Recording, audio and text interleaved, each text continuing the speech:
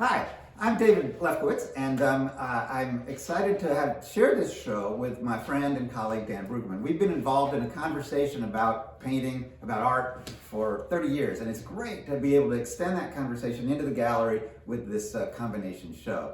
So I'm going to talk a little bit about some of Dan's work and continue that conversation. So I love this piece, this pool in the snow, and part of what I love about it is, well, first it's beautifully painted, but it's also this recognition of this human imposition of structure on the natural world. In some ways, this is also a human imposition of structure because it's painted by a person. It's an intentionality, there's an intentionality about it, but it's meant to mimic sort of an organic quality, and then this part in the foreground where it's fenced off, literally in this case, and then there's the border of this structure of this pool that could extend endlessly. I love that the scale of this is sort of ambiguous.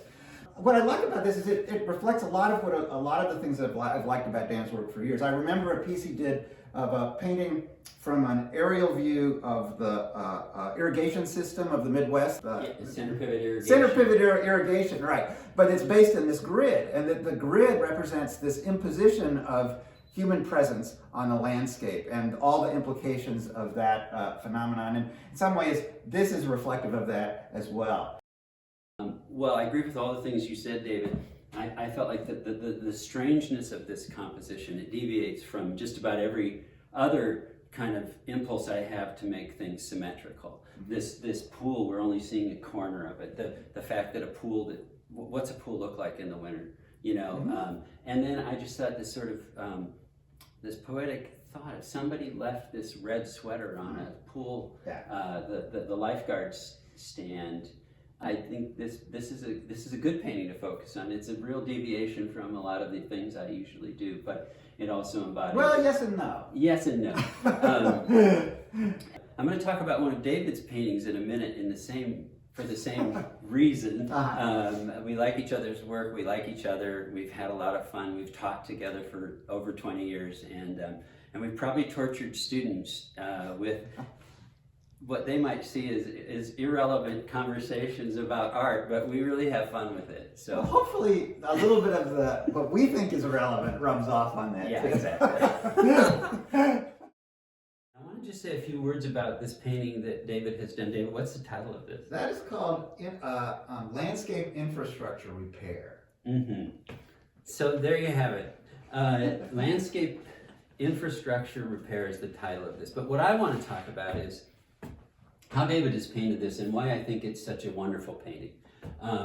David floats latex paint onto the surface of this panel before he ever does any kind of painting. He just sort of, it's like it's a pour. He's painting, quote unquote, but he's pouring the paint and letting it kind of do its thing across the way. And I suspect, looking at this, that he's gotten pretty good at kind of anticipating what it's going to do. But I think he also has set this up in a way that we see what traditionally happens in a landscape. There is a horizon line. And this is common in all of my work. I'm very thoughtful about where I put the horizon line because it really is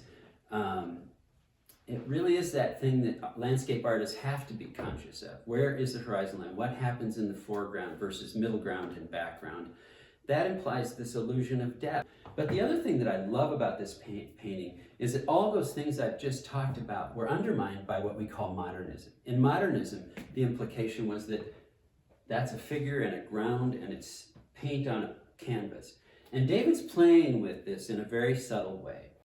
And there's something fascinating about sort of that tension between sort of the idea of a painting surface as a two-dimensional, the acknowledgement of that as somehow being truthful, or more, I think the modernists, this is a huge generalization, would say that sort of the illusion of three-dimensionality on a surface is a deceit, right. And that they wanted something that was more true or real, and that the reality is the paint itself.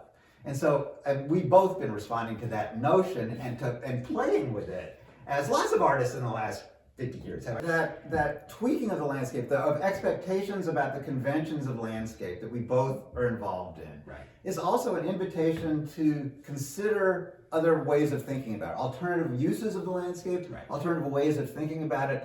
That it's so easy to fall into a trap of like, oh well, we're stuck with things this way. And I feel like, I would hope that seeing like possibility of rethinking, recontextualizing the way we think about the landscape is a suggested possibility Right. in both of our work. Right.